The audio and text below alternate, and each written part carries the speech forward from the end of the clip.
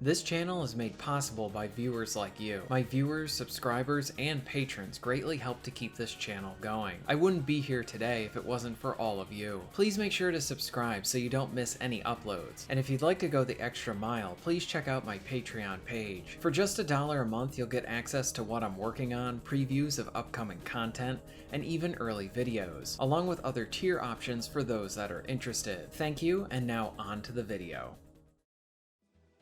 When I first saw they were making a sequel to Hot Wheels Unleashed, I got a bit excited for this one.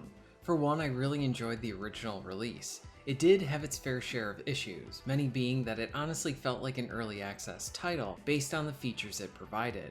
Gameplay-wise, the game was a blast. When you were racing, it was hard to find an issue with this game. It was solid all around.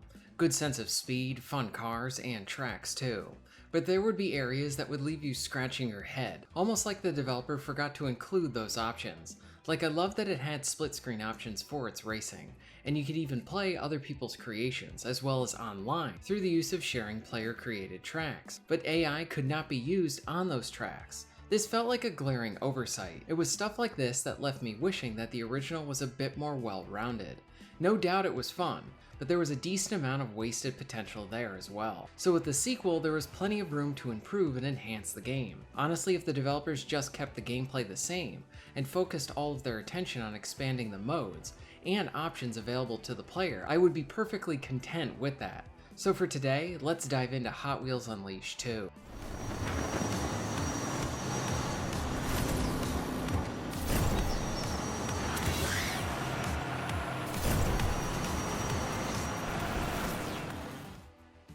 Now, like I said at the start, I pretty much just wanted an expanded options set with the same gameplay from before, almost like it was the developer's second chance at really coming out strong for their Hot Wheels game. And after playing Hot Wheels Unleashed 2, I am left with a title that is a lot of fun, reminds me much of the first in more than one way. Well, gameplay-wise, it feels like I'm right back into the racing I enjoyed from the original, with some new options and uses for your boost bar. I am also oddly still scratching my head at the lack of addressing some of the issues that were present with the original game. It does feel like in many cases they were outright ignored, and the developers just did whatever they wanted. I do give them credit in some sense, because not every suggestion made by a fan is going to be a good one. But I'd argue where we have seen other games provide similar options before, along with other racers, and go above and beyond in those featured modes. Hot Wheels Unleashed 2 can feel a bit lacking in this area, and almost like this would have been an easy way to get a win by addressing some of these community issues. They sadly chose not to do so, but at the very least, the game is still fun as it pertains to the racing.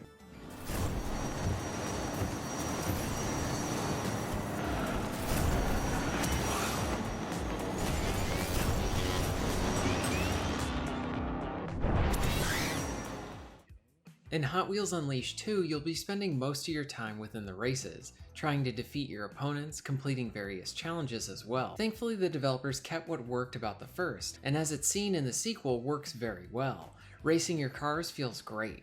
Unleashed has a good sense of speed, so much so that it gets the player into this enjoyable flow, where they always want to be boosting to keep that high speed.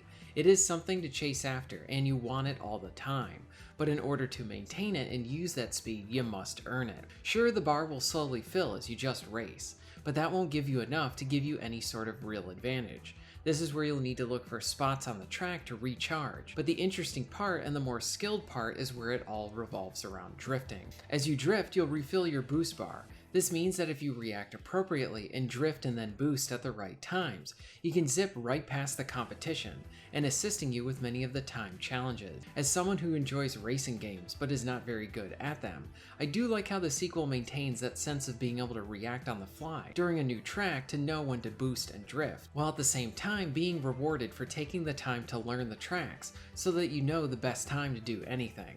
Both are enjoyable to do and gives the player something to work towards that is very satisfying. The boost bar is used for some other means this time around.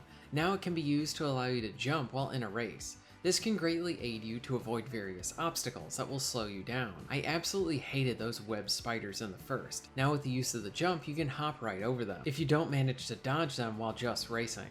At the same time, you can smash into other cars as well to throw them off balance. Again, these moves will all require you to use some sort of boost from your bar. So while racing, it is very similar to the first. Adding these two elements to it means that you need to consider some things a bit differently than the first as well. Unleashed 2 comes with some modes to play through too.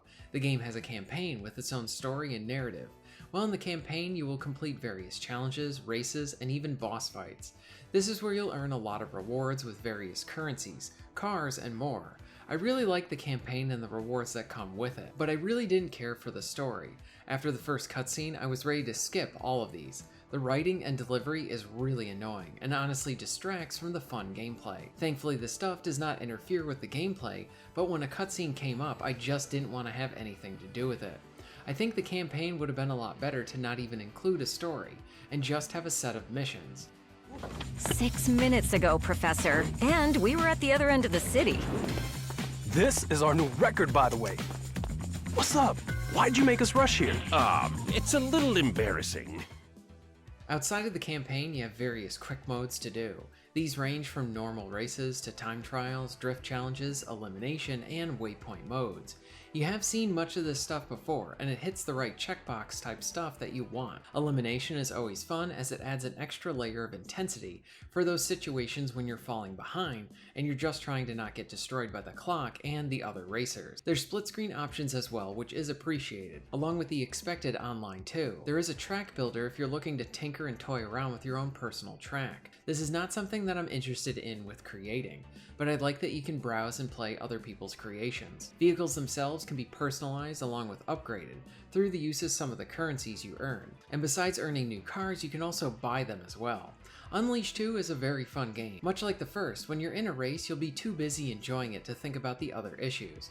But when the race is over, you might be thinking why the developer didn't go a bit further with this title. For one, the title is Unleashed, and now we can smash into other cars if we so choose. Why not go full Burnout with this game? It feels like an area that could have gone a bit further. Now another area, I just don't understand what was going on with it. So I really like that you can play player created tracks, but the lack of having an option to have AI on those races with you is one that I just don't get. This feels like a design flaw when providing the track editor. I know very little about game development, so I might not have much of a basis in this statement, but it would seem that the track editor should have a way to essentially provide the AI with points to understand how to make a loop on a track. I don't know how it can be done, but I wish it was found in this title. Another thing that might help the online stay active is having split screen online play.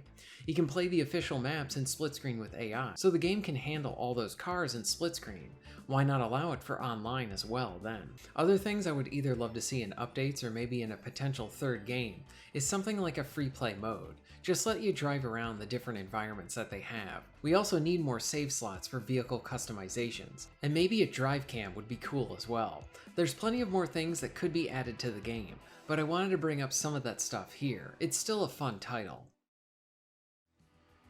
Hot Wheels Unleashed 2 is a really fun game, and one that also feels like it has some of the same shortcomings from the first as well. One thing that this shows me is that the developer really knows how to nail that fun arcadey racing. This is a title that is very easy to get into, and has enough little things to work on that I enjoy trying to grow my skill with it. I would love to see many of my suggestions come to life in an update or maybe a third game. But based on how my suggestions for 1 to 2 are very similar, my guess is that something like this is not going to happen, nor is it an easy fix. Either way, this racer is very fun, and if that's all you need, I think you'll have a good time with it. Overall, I would recommend Hot Wheels Unleashed 2, and I think this one is also a bit of an overlooked game, because there's a lack of attention during and after its launch too. Have you played any of the Unleashed games? If so, what are your thoughts on them? Let me know all of it in the comments down below. If you're interested in being notified of new videos, please hit the subscribe button and bell. And if you would like to support the channel and get early access to content, please check out my Patreon. All of the links will be at the end of this video and within the description. And thank you very much for watching.